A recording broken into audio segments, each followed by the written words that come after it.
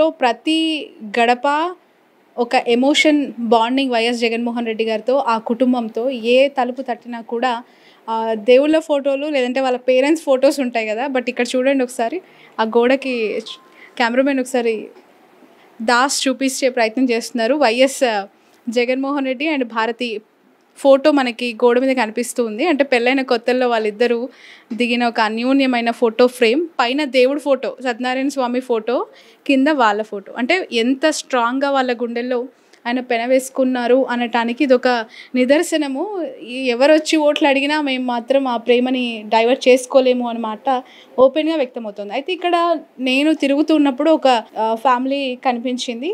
Venkatappa school గురించి ప్రతి ఒక్కరు తెలుసు. జగన్ గారు చిన్నప్పుడు చదువుకున్నారు ఆ స్కూల్లో. స్కూల్కి పేరు కూడా వాళ్ళ స్కూల్ టీచర్ పేరు వెంకటప్ప గారి నామకరణంతో ఇప్పటికీ కూడా రన్ అవుతోంది. భారతి గారి కనుసన్నల్లోనే ఆ స్కూల్లో అనేక activities, very good education and food, health అన్నీ కూడా తను దగ్గరుండి చూసుకొని ఆ స్కూల్ని కొనసాగిస్తున్నట్లుగా కూడా మనం చూస్తూ ఉంటాం. సో ఆ వెంకటప్ప గారి తమ్ముడు కూతురు ప్రస్తుతం మనతో ఉన్నారు. షీజ్ ఏం పేరమ్మా? అరుణ. చాలాసార్లు మేము టీవీలో చూస్తూ ఉంటాం, బలపనూరు వెంకటప్ప స్కూలు, వెంకటప్ప జగన్ గారి టీచరు అని చెప్పి. అసలు ఏంటి వెంకటప్ప గారికి ఆయనకున్న అనుబంధం ఏంటి? ఎప్పుడు చదువుకున్నారు? మన జగన్ సార్ వాళ్ళ నాయన రాజశేఖర్, అప్పుడు నేను చిన్న పిల్లదాన్ని, అప్పుడు ఆయన అక్కడే ఉన్నాడు. ఆయన అక్కడ ఉన్న వరకు ఆయన వచ్చిపోతాడు, అంత నాకు నాలెడ్జ్ లేదు, చిన్న పిల్లదాన్ని అప్పుడు ఆయన చదువుకుంటాన్నాడంట ఆ ఇంటి వరకు. మా పెదనాయన మా పెద్దమ్మ చెప్తున్నాడు అంతవరకు ఆయన చదువుకున్నాడని ఇప్పుడు స్కూల్ కట్టిస్తున్నారు. మా వరకు అయితే మేము ఆయన పేరు చెప్తేనే మమ్మల్ని అందరినీ సంతోషంగా చూస్తున్నాడు జగన్ సార్. అది నా వరకు. నేను ఇప్పుడు ఎక్కడైనా కానొచ్చినా అరణక్క అని పిలుస్తాడు, నీకేం ఆపద వచ్చినా అని చెప్తాడు. ఈ బజార్ అంతా మా చిన్న గుడిచెలు అప్పుడు జగన్ సార్ రాక తలకనే. రాజశేఖర రెడ్డి జగన్ సార్ ఉన్నప్పుడు ఈ బిల్డింగ్లు ఎట్లున్నాయి, ఆయన ఇచ్చిన బిల్డింగ్లే. ఏ పథకము ఈ బజార్ క్రాంతి రాదు. ఎవరు ఏది కోరుకున్నా ఇది మాకు వస్తుంది. మాకైతే గుండెల్లో మా జగన్ సార్ నిలిచిపోయినాడు. ఎవరు ఏమి చెప్పినా మేము వినాం. అది ఏదో వాళ్ళ పర్సనల్ వాళ్ళ వరకు. మా వరకు అయితే మా జగన్ సార్ అవిలాస్ సార్ వరకు ఈ ఊరంతా అది. ఏంటమ్మా మీ ఇంట్లో జగన్ గారి ఫోటో కూడా పెట్టుకున్నారు? ఫస్ట్ నన్ను ఏమన్నాడంటే మా సార్ జగన్ సారు, నేను ఒక కూతుర్ని, వెంకటప్ప తమ్ముని కూతుర్ని, నా పరిస్థితి బాగాలేదంటే దగ్గర పిలిచి, నువ్వు నా కుటుంబంలో ఒక మనిషివిక్క, ఏమన్నా ఉంటే అక్కకు నీవు ఏమి కావాలి, ఈ ఊర్లో ఏం కావాలంటే నాకేం వద్దు, నా పరిస్థితి అంటే సరే నేనుండే, నీకేం కావాలంటే ఈ ఇండ్లు ఇచ్చింది నాకు ఏమీ లేదు. నా భర్త చనిపోయి నాకు 3 పిల్లలు, 2 బిడ్డలు, 1 కొడుకు. కొడుకు ఉన్నప్పుడు ఈ ఇండ్లు, ఈ స్థలం కానీ నాది కాదు, ఆయన ఇచ్చి రాసిచ్చి రాజశేఖర్ నేను హైదరాబాద్ అంటే నువ్వు ఎక్కడ వేసుకున్నా నా పేరు చెప్పు, ఈ ఇండ్లు ఇచ్చింది ఆయన. నాకు 1 ఇండ్లు వస్తుంది ఒక్కొక్కరికి, నాకు 2 ఇండ్లు ఇచ్చినాడు మా రాజశేఖర్ రెడ్డి సార్. మా జగన్ సార్ నేను ఇప్పుడు ఎక్కడున్నా అరణక్క బాగుండా, నీ సమస్య ఏది అనే ప్రేమతోనే పిలుస్తాడు. ఇంకా అంతకన్నా ఏం కాలే. వాళ్ళు ఏదో సుకుమ ఇంత ప్రేమగా పిలిచే సార్ మేము ఎట్లా నమ్మకుండా పోవాలో చెప్పండి. ఎంత నేను ఇంట్లో పోయినా కానీ అరణక్క, నాది ఏమీ లేదు, ఒక మామూలు ఇది కుటుంబం, మాది ఒక పేద కుటుంబం. ఇంత ప్రేమ చూపించేవాడు మాకు ఎందుకు ఉండదు చెప్పండి మేడం, చెప్పండి. అది నాకు అప్పుడు ఒకసారి మా ఆయన ఫోటో తెచ్చుకుని పోయినా, అక్కడ షాప్లో సార్ ఫోటో ఉన్నది, మా ఆయన ఫోటోతో సార్ ఆయన ఫోటో తెచ్చుకున్నా. అదే ఒక షాప్కి పోయి మా ఆయన ఫోటో చనిపోయినప్పుడు ఒక 6 నెలలు 5 నెలలు అప్పుడు ఫోటో ఇచ్చిన చిన్నది. మా ఆయనది పెద్ద చేశాడు, చేసినప్పుడు అక్కడ కానొచ్చింది ఆ ఫోటో. నాకు ఆయన ఆ సారు మాట్లాడినప్పుడు నాకు మా తమ్ముడు మాదిరి ఆయన నన్ను అంతగా, అక్క నేనుండా నీకు అనే సిచ్యువేషన్లో నేను ఆ ఫోటో తెచ్చి అప్పటి నుంచి పెట్టుకున్నా ఇంట్లో. ఇప్పుడు అయినా అది నీకే సమస్య ఉంది, ఇక్క నాకేం సమస్య లేదు, బాగున్నా అంటాము. అభివృద్ధి లేదని ఒక్కసారి నేను చెప్తా చూడండి. నా సిచ్యువేషన్లో నా కొడుకు పెద్ద ఎడ్యుకేషన్, ఇప్పుడు బెంగళూరులో ఉండాడు, బాగుండాడు, అది కాదు. అప్పుడు నేను అనంతపురంలో ఉన్నా, చదివిస్తాను 3 పిల్లలు. నా కొడుకు ఇంజనీరింగ్ పాస్ అయినాడు. అప్పుడు ఈ రీఇన్వెస్ట్మెంట్ లేదనమాట.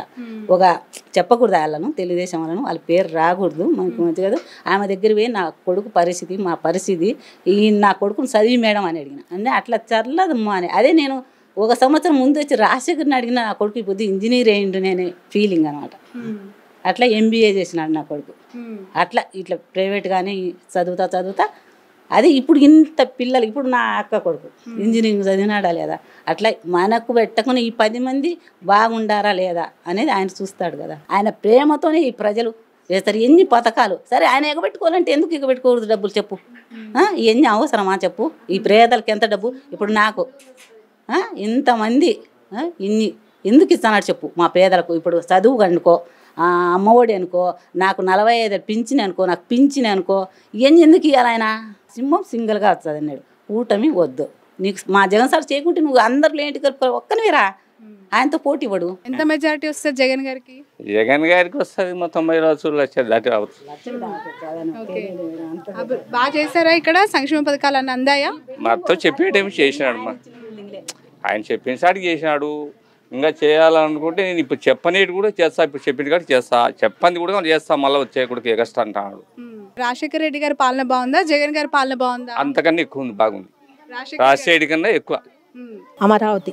అమరావతి ఓట్లు ఎలక్షన్స్ వస్తున్నాయి కదా, ఏ పార్టీకి వేద్దాం అనుకుంటున్నారు? జగన్ సార్కి. అసలు డౌటే లేదా? డౌట్ ఏం లేదు. జగన్ సార్ ఏం మంచి జరిగింది మీకు? మాకు చాలా మంచి జరిగింది. డాకరాలో వచ్చినాయి, రైతు భరోసా వచ్చింది, మా కొడుకు బీటెక్ చేసినాడు, అన్ని పథకాలు వచ్చాయి. నాకు 18 ఏళ్ళు వచ్చింది, అన్ని పథకాలు వచ్చాయి. ఎవరికి ఓటేస్తారు ఎలక్షన్స్ లో? జగన్కి వేస్తాము. నిజంగా ఇస్తారా? అడగంగానే చెప్పేస్తున్నారు. నిజంగా ప్రచారం పోతానమ్మా, ఏమైంది ప్రచారం పోతాం, కష్టంగా పోతాను, చెప్తాను వేరే వాళ్ళకి కూడా మేము చేయాలని. ఏం మంచి జరిగింది జగన్ గారి ద్వారా? నాకు పాపకు ఇంజనీర్ చదివింది, ఆ పాపకు లెక్క పేమెంట్, మా భార్యకు 18,000 అది లెక్క, నాకు పింఛను, రైతు భరోసా అన్నీ వస్తానేమో. ఇప్పుడు కూటమని చంద్రబాబు నాయుడు వాళ్ళంతా వస్తున్నారు కదా, పవన్ కళ్యాణ్ బీజేపీ కలిసి ఓడగొడతామంటున్నారు జగన్ గారిని. మనం చేసే పద్ధతి మంచి బాగుంటే ఎవరు ఎంతమంది చేంజ్ చేస్తారు అమ్మా, ఎంతమంది వచ్చి ఏం చేయలేరు.